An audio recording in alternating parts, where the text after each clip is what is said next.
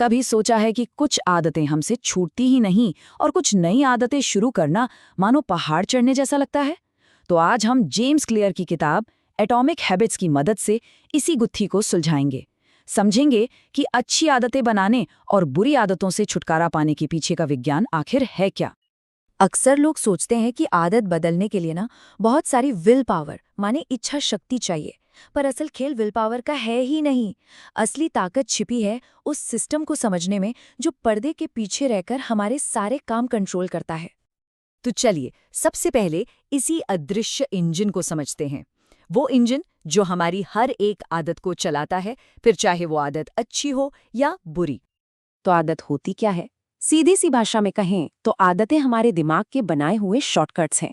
जब भी कोई समस्या बार बार सामने आती है तो हमारा दिमाग उसका एक ऑटोमेटिक सोल्यूशन ढूंढ लेता है, बस वही आदत बन जाती है।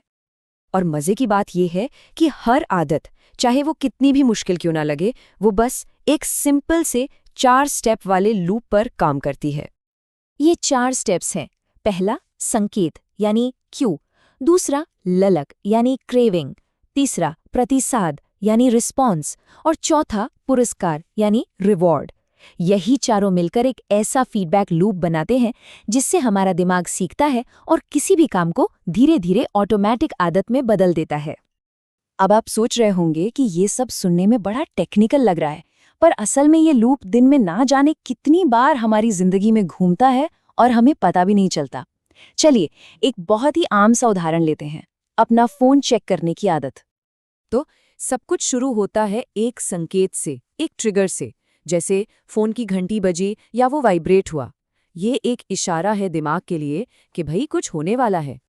इस संकेत से पैदा होती है ललक यानी क्रेविंग। अब देखिए यहाँ ललक फोन उठाने की नहीं है, ललक है ये जानने की कि उस मैसेज में आखिर है क्या। यही वो असली मोटिवेशन है जो हमें एक्शन लेने पर मजबूर करता है। और इसी ललक की वजह से हम लेते हैं प्रतिसाद, मतलब एक्शन।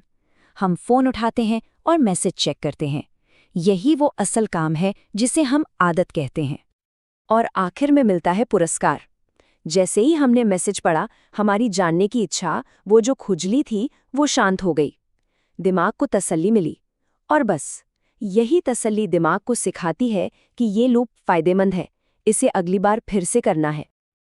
तो ये है पूरा का पूरा ब्लूप्रिंट। पहले 2 स्टेप्स संकेत और ललक, ये मिलकर बनाते हैं प्रॉब्लम फेज, और अगले 2 प्रतिसाद और पुरस्कार, ये हैं सॉल्यूशन फेज। हमारे सारे काम, सारी आदतें इसी प्रॉब्लम सॉल्यूशन के लूप में चलती हैं। अच्छा, तो अब जब हम ये पूरा चक्र समझ गए हैं, तो सबसे बड़ा सवाल ये है कि क्या हम इसे अपने कंट्रोल में ला सकते हैं? और जवाब है बिल्कुल। और इसका तरीका है बिहेवियर चेंज के 4 बहुत ही सिंपल नियम। ये वो फ्रेमवर्क है जो हमें बताता है कि अच्छी आदतें कैसे बनानी हैं। पहला नियम, इसे स्पष्ट बनाएं। दूसरा, इसे आकर्षक बनाएं। तीसरा, इसे आसान बनाएं। और चौथा, इसे संतोषप्रद बनाएं। बेसिकली हमें हैबिट लूप के हर स्टेप को इन नियमों के हिसाब से बदलना है। जैसे मान लीजिए पहला नियम है इसे स्पष्ट बनाएं। इसका सीधा सा मतलब है कि अपने आसपास का माहौल ऐसा बनाओ कि अच्छी आदतों के लिए जो संकेत हैं वो साफ साफ आंखों के सामने रहें। ठीक है, अच्छी आदतें बनाने की बात तो हो गई, लेकिन उन बुरी आदतों का क्या, जिनसे हम छुटकारा पाना चाहते हैं? मजे की बात यह है कि उसका सीक्रेट भी इसी सिस्टम में है। हमें बस सब कुछ उल्टा कर देना है। तो बुरी आदतों को तोड़ने के लिए हमें बस उन्हीं 4 नियमों को उलटना है। मतलब उसे अदृश्य बनाओ, अनाकर्षक बनाओ, कठिन बनाओ और असंतोषजनक बनाओ। एसेंशियली हर स्टेप पर उस आदत को करना मुश्किल बनाते जाओ। तो आप देखिए ये पूरा ढांचा कितना सिमेट्रिकल है। एक तरफ अच्छी आदतें बनाने के नियम, दूसरी तरफ बुरी आदतें तोड़ने के। जो चीज़ एक अच्छी आदत को बनाने में मदद करती है, उसी का उल्टा एक बुरी आदत को जड़ से खत्म कर सकता है।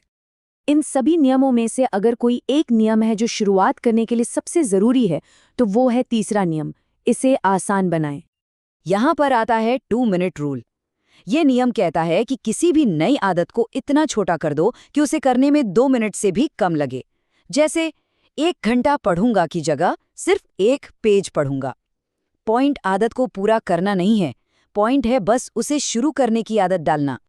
इसे आसान बनाने का एक और बहुत स्मार्ट तरीका है, वो है कुछ ऐसे काम जो करने बस एक बार पड़ते हैं पर उनका फायदा सालों साल मिलता है।